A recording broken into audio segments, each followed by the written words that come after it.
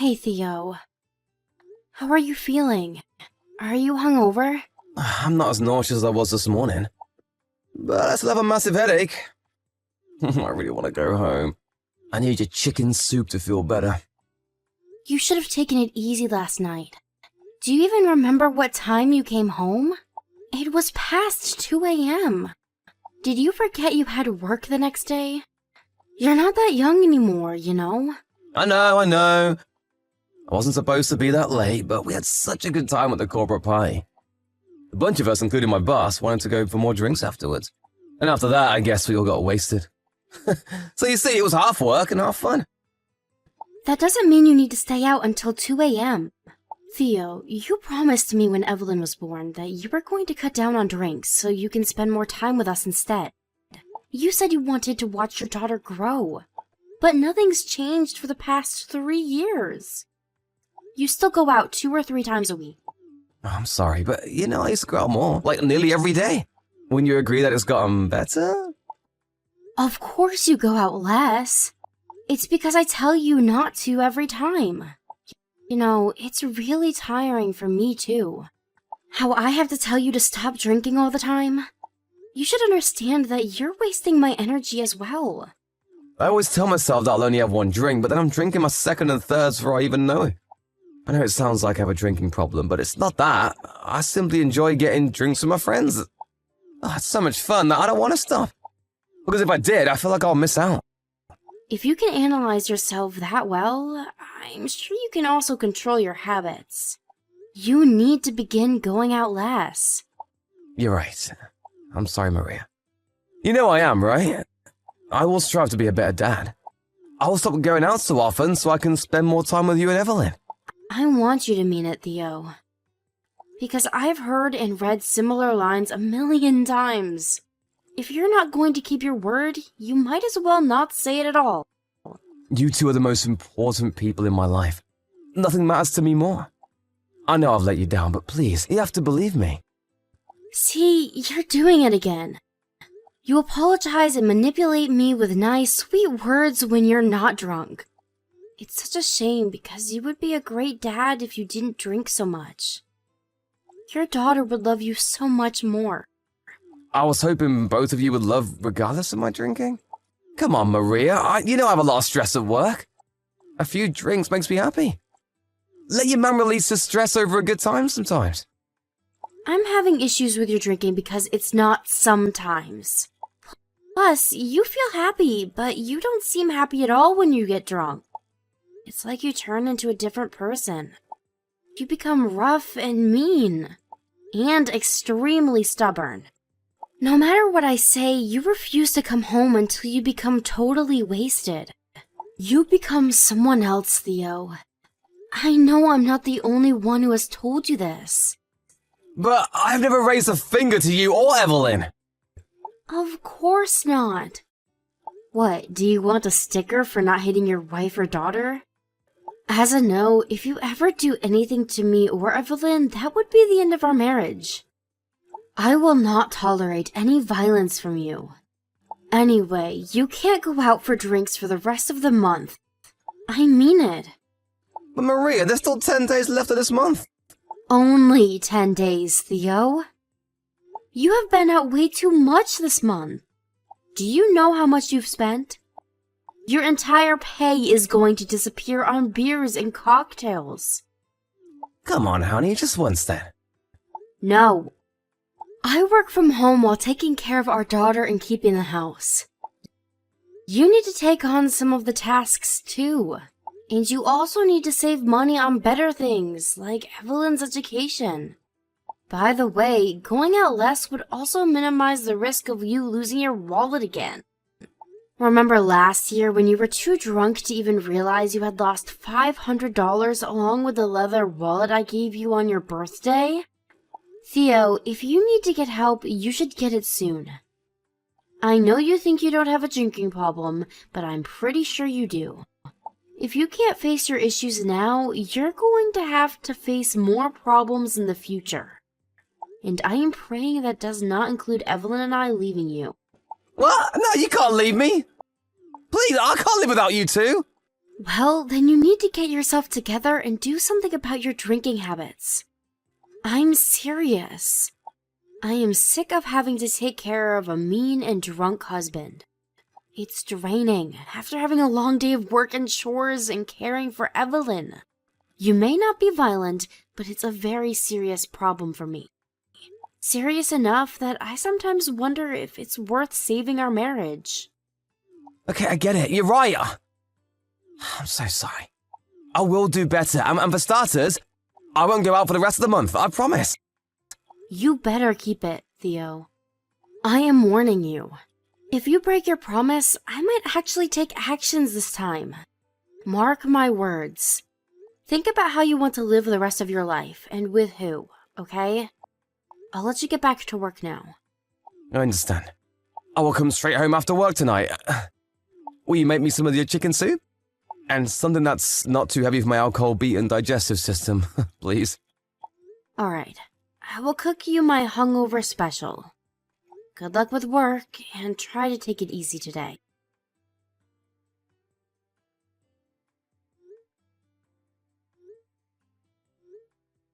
Theo, seriously? Are you out drinking? Where the hell are you? Pick up your damn phone. What do you want, woman? I'm having a good time at the bar. You already know I'm out. Stop, just give up and let me be. Have you not listened to the message I left you today? Or do you just care more about your drinks than your daughter? What are you talking about? I'm out with people from work. My smartphone was in my bag, so I haven't heard any messages. What is it? I'm kind of busy. I see. Guess where I am right now. Huh? Well, how would I know? At home? Oh, did you say you were visiting your parents today? Or did my drunk mind just make that up? Your daughter is at the hospital, you idiot! We got into an accident. We went out shopping with my mom and this nuthead hit our car at the parking lot. He was so busy talking on his goddamn phone, he wasn't looking where he was going. Oh, I see. Oh, good thing you took it to the hospital then. What? She's alright now, right? Tell her to fasten her seatbelt at all times. It'd be great if 3-year-olds understood everything they're told, wouldn't it? Very funny, Theo. Very funny. So, you're not coming to see her? I'm pretty drunk right now, in case you couldn't tell. If I go now, I think I'll get hit by a car too. You don't need me anyway. Evelyn has her mommy. I'll be useless. Besides, I'm having a blast right now. There's no way I'm missing out on what's about to go down. Wow, what a father. You choose to have a blast while your daughter gets treated in the hospital. I thought you said nothing matters more than us. But I guess drinking is the winner of your priorities. Oh, come on, Maria. Don't compare yourself to alcohol. I've been so dramatic. Well, I can't really help but be dramatic in an emergency situation. Especially when my husband is not concerned for his daughter, on top of breaking his promise not to go out for just 10 days. I see how it is. You don't care about me or your daughter. I have my reasons. One of my clients are here right now. I made her build a good relationship with him, you know? So it's this work. You don't have to worry about money every day because I work my ass off. Even after my usual work hours, like today. You should be thankful that your husband is a hard worker, and let me guess, Evelyn is asleep right now, isn't she? That's why you're messaging me, so there's no point in me going to the hospital. Your daughter has been in an accident. We all encounter accidents at some point in life. She just happened to get into one at an early stage. Anyway, she should be glad she is okay. Okay. You haven't even asked about her condition. Are you not interested in how hurt your daughter is? If she was in serious condition, you wouldn't be messaging me this much. So she must be fine. I am good at measuring the situation to your anger level. Do you want to know what she's being treated for? Or which hospital she's at? Anything? How can you be so heartless? If there's something you want me to know, then just say it! Don't ask, guess where I am? So go on, tell me. What am I supposed to know him right now, aside from the fact that she was in an accident? Evelyn has a broken leg. She landed badly when she was thrown onto the backseat floor. Oh, broken leg, huh? Ugh, too bad she won't be able to walk for a while then. What? That's it? She's 3! Not that big of a deal. In fact, it's good that she only got a broken leg from being in a car accident. Alright, enough. I am so done with you. I was an idiot for thinking you'd drop everything to come see your daughter. I can't believe how naive I was. Me neither! It's probably fair for the both of us you didn't let me know at all. Anyway, I have to go. We're doing more shots now. Woohoo! Tell Evelyn I said hi. I'll visit the hospital tomorrow if I'm not too hungover to drive. It's past lunchtime. What the hell are you doing? Are you still sleeping? Jesus, will you stop calling me? My phone beeps the second I fall asleep. Trying to get some rest here. Why don't you get that I can't answer the phone? Stop bombarding me with calls and messages, man. How can you sleep? I thought you were coming to see your daughter. Are you too hungover to drive? Is that what it is? It's my day off today. Let me catch up on my sleep, okay? I'm so tired. I came home at like 8 a.m. 8 a.m.? That was a few hours ago. So you're not hungover, but rather drunk still, huh? Yeah, sounds about right. So I've been wanting to get some sleep, but you keep distracting me. Do you remember what I told you about Evelyn? Are you not worried about her? You're overreacting, Maria. She broke her leg, right? I broke her leg before too. It was nothing, and I walk fine now. I will visit her at the hospital tomorrow, okay? Happy? Tomorrow? You think it's nothing? How dare you, Theo? You remember what's going on and still won't rush to see her? Ugh, it's a whining woman. I can almost hear you through the screen. Give me a break. I have a bad headache, okay? I can't drive myself to the hospital. In fact, I can barely look at my screen right now. Just let me rest, please. So be it then. It's too bad you will never see your daughter again. What? What do you mean I won't see her again? She has a broken leg. It's not like she's dying. Why would you threaten me like that? That's pretty low of you. You'll be wishing it was just a threat in no time. Anyway, I've really had enough. You've made your priorities clear with me. If you're going to be that way, it's your loss. I will proceed as I see fit. Go do whatever you want to do. I don't care as long as you leave me alone. I need to get some sleep now. You're too naive to do anything anyway. He'll come around and ask to take you back, I know it. Hey Maria, it's been a week since you left. When are you coming back? When are you gonna forgive me? You know how sorry I am, don't you? I miss you guys. Please come back. I don't know how many times I need to tell you. I am not returning. I'm so sorry about what happened. It was horrible of me to keep drinking when Evelyn was hurt. You know, it was the alcohol speaking, not me. I've begged for your forgiveness from the moment I realized what I've done. Will you at least tell me which hospital she is at? I really want to see her. How can I make it up? I know what to do because you keep ignoring me. I even visited her parents, but they won't even listen to my apology. Please, tell me what I need to do. You will sign the divorce papers once ready. That's the only thing I want from you. Huh? Divorce? Divorce? Why? Why? I don't get why you're acting surprised. You think this is all a joke, don't you? Your daughter was injured in a car accident, but you refused to visit her right away because you were too busy drinking. Tell me, which part of that is not enough reason for divorce?